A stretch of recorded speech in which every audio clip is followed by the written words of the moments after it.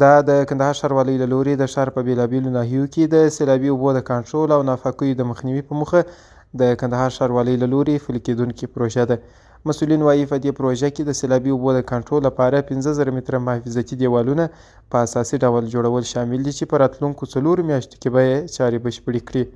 په دې پروژه کې به د ښار په مختلفو ناحیو کې هغه مندونه، کانالونه او لښتې په اساسي ډول ورغول سي، کوم چې زموږ عام هیوادوال یې په ژمي کې د سیلابونو له خطر سره مخ کړي وي او یا یې هم په دوبي کې له بدبویي او چټلیو سره مخامخ کړي وي.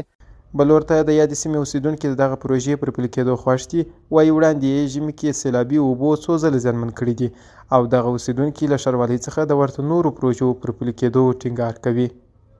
دویم کلیپ سید الله پروژې کارګر، سید محمد د کلي اوسېدونکی، روح الله د کلي اوسېدونکی.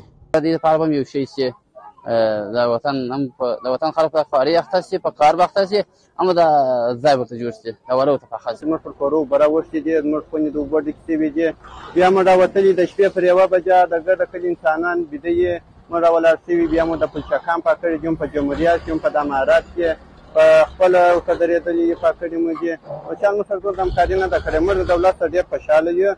ژمي کې د مکمل د غره د کلي د غره شلي و دا شیان راځي، نو بیا پر دا کورو راوړي، هلته یو زوړ دیوال ورته راچپه سي یا دې خوا ته ورته راچپه سي، نو مکمل پر دا لاندې کلي راځي، هم سړک تخریبېږي، هم به دا په کورو اوبه ننوځي. د معلوماتو له مخې په یاده پروژه کې هره ورځ نږدې 40 کسانو ته د کار زمینه هم برابره شوې ده.